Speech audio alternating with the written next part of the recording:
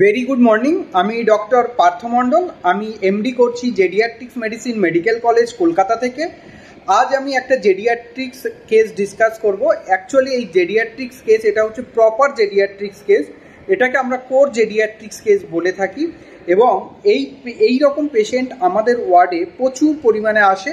এবং patient actually যে patient নিয়ে আমি আলোচনা করব সেই পেশেন্ট হচ্ছে গিয়ে সিবিএ পেশেন্ট, মানে হচ্ছে ব্রেন স্ট্রোক হয়েছে।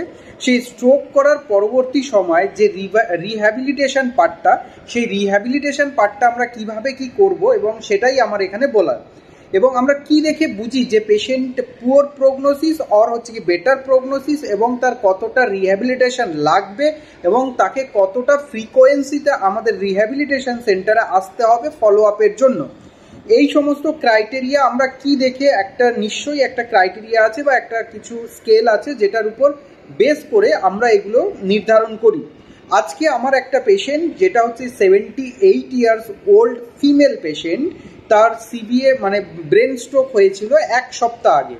এবং এক সপ্তাহ আগে যখন ব্রেন স্ট্রোক হয়েছিল, পেশেন্ট আমাদের কাছে 2 দিনের জন্য ভর্তি ছিল এবং তারপরে পেশেন্টকে আমরা সেখান থেকে ডিসচার্জ করে দিই।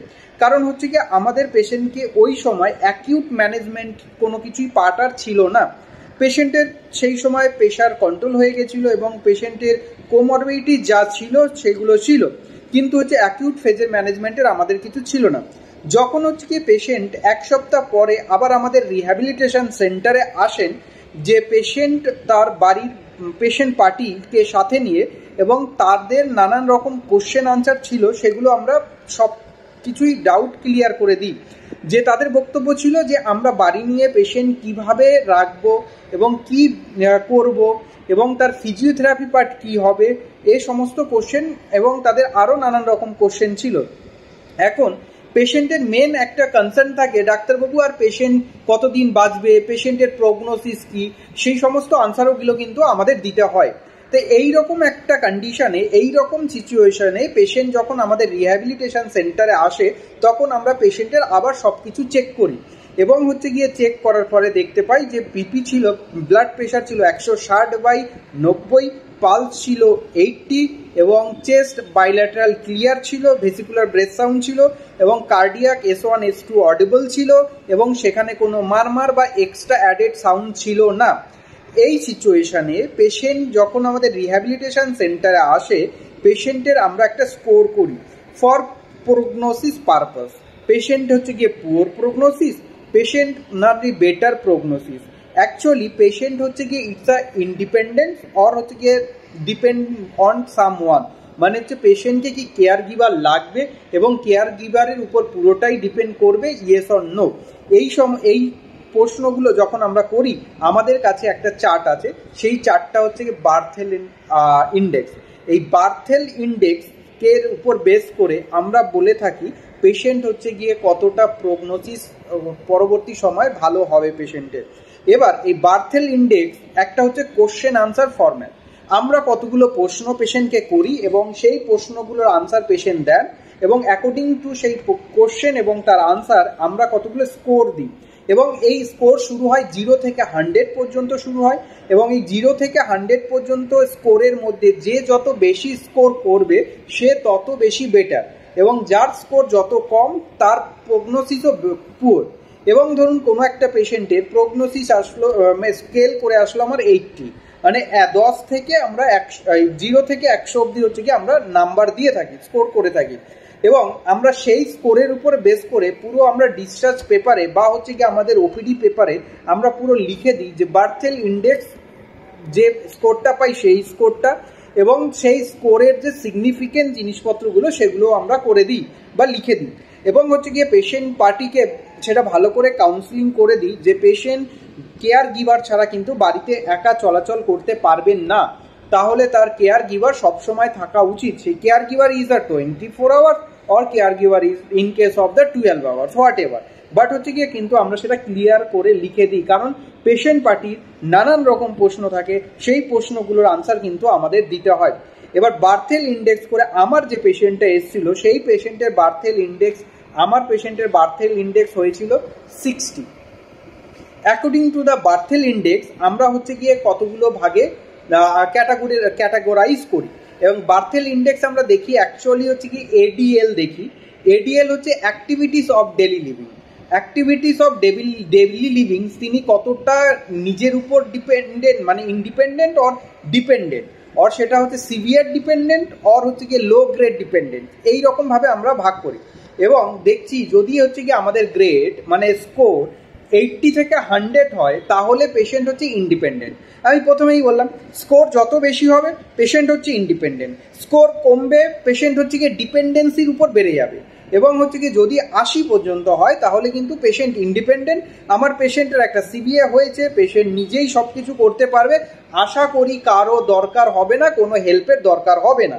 এই সিচুয়েশানে যদি আমার স্কোর হয়ে যায় মানে 89 থেকে হচ্ছে 50, তাহলে আমাদের পেশেন্টের কি আমরা স্টেজিং দেব বা কি আমরা বলবো, সেটা হচ্ছে মডারেটলি ডিপেন্ডেন্ট। তাহলে যে মডারেটলি ডিপেন্ডেন্ট আর মডারেট ডিপেন্ডেন্ট, সে আমার পেশেন্ট কিন্তু ছিল মডারেটলি ডিপেন্ডেন্ট। মানে এই সমস্ত পেশেন্টের ক্ষেত্রে আমরা বলি যখন পেশেন্ট জাস্ট তার কিছু নিজস্ব এক্সট্রা কাজ, লাইক হচ্ছে নিজস্ব পারপাসে, লাইক হচ্ছে ওয়াশরুমে যাওয়া, বাথরুমে যাওয়া, পেশেন্ট হচ্ছে গিয়ে বাইরে যখন আউটিংয়ে যাচ্ছে, পেশেন্ট হচ্ছে গিয়ে যখন কোনো জায়গায় মুভ করছে, যখন ট্রান্সফার হচ্ছে, তখন কিন্তু পেশেন্টের সাথে কোনো একটা পেশেন্ট পার্টি থাকা উচিত।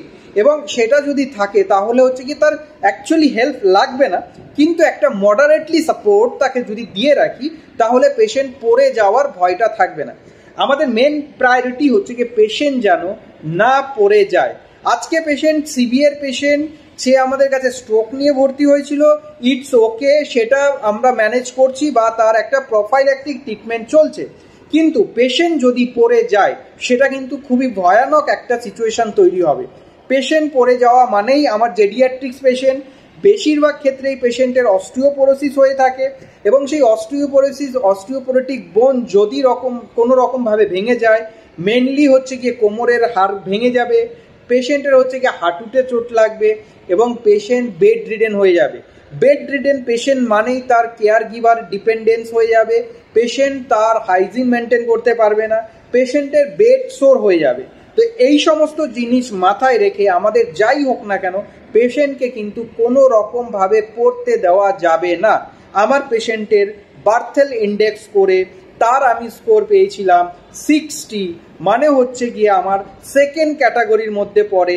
সেকেন্ড ক্যাটাগরি স্কোর রেখেছিলাম আমি 79 থেকে 50, এবং 79 থেকে 50, তো 60 হচ্ছে গিয়ে তার মাঝখানে।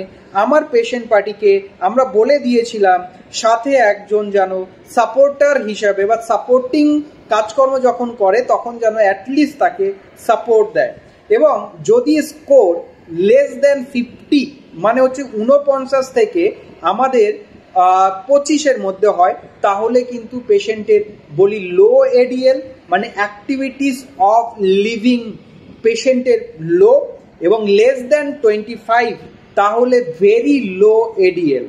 এই এডিএল এর উপরই ডিপেন্ডস করে পেশেন্টের প্রগনোসিস বেটার অর হচ্ছে মাচ বেটার অর হচ্ছে গিয়ে পুয়ার প্রগনোসিস। এখন যদি অ্যাজ হিসাব অনুযায়ী আমাদের দেখা গেছে যে কোনো একটা পেশেন্টের যদি বার্থেল ইন্ডেক্স থাকে 25 to 49% স্কোর থাকে, মানে লেস দেন 50 অর হচ্ছে গিয়ে নট মোর দেন 24, তাহলে এই সময় থাকলে কিন্তু পেশেন্টের 60% chances of mortality compared to a normal patient who has a high Barthel index or high Barthel scoring or score, তাহলে আমার 60% চান্সেস কিন্তু বেড়ে যায় পেশেন্টের ডেথ হওয়ার জন্য। তাহলে বার্থেল ইন্ডেক্সটা কিন্তু আমাদের কাছে ভীষণ একটা ইম্পর্টেন্ট স্কোর, যেটা আমরা রীতিমতো নিয়ম মাফিক আমরা কিন্তু আমাদের ওপিডির পেশেন্ট প্লাস আইপিডির পেশেন্ট 100% আমরা ডিসচার্জের সময় বার্থেল ইন্ডেক্স দিয়ে তারপরেই পেশেন্টে কিন্তু আমরা ডিসচার্জ করি। তো আমার হচ্ছে গিয়ে প্রশ্ন, যে সমস্ত পেশেন্ট সিভিয়ার পেশেন্ট, যারা ব্রেন স্ট্রোকের পেশেন্ট, যারা অনেক দিন ধরে ভুগছেন যে তাদের সিভিএ বা ব্রেন স্ট্রোক হয়ে গেছে, বাড়িতে নানান রকম কারণবশত তারা তাদের ফিজিওথেরাপি পার্টটা করে যেতে পারছে না। এটা কিন্তু আমাদের আফটার সিবিএ ফিজিওথেরাপি পার্টটা ভীষণভাবে ইম্পর্টেন্ট। পেশেন্ট কত তাড়াতাড়ি ইমপ্রুভ করবে, পেশেন্ট কত তাড়াতাড়ি তার রেগুলার আর নর্মাল লাইফে ফিরে যাবে, সেটা কিন্তু পুরোটাই ডিপেন্ড করবে ফিজিওথেরাপির উপর। তো রেগুলার বেসিস ফিজিওথেরাপি দরকার হলে দিনে 2 বারও তাকে ফিজিওথেরাপি করতে হতে পারে। তবে অ্যাকর্ডিং টু দ্য পেশেন্টের কোন জায়গাতে কোন লোকেশানে স্ট্রোকটা হয়েছে এবং তার ফলে কোন পার্টটা তার প্যারালাইজ হয়েছে, তার অ্যাক্টিভিটিস কমে গেছে, তাদের কিন্তু প্রত্যেকটা মুভমেন্ট এবং তাদের প্রত্যেকটা ফিজিওথেরাপিসের পার্ট কিন্তু ডিফারেন্ট।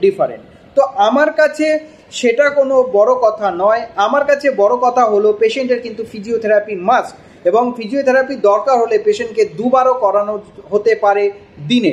এবং হচ্ছে গিয়ে যারা প্রপার ফিজিওথেরাপিস্ট, যারা ফিজিওথেরাপি করান এবং যাদের কাছে ডিগ্রি আছে, সেই সমস্ত ফিজিওথেরাপিস্টকে দিয়েই কিন্তু ফিজিওথেরাপি করাবেন।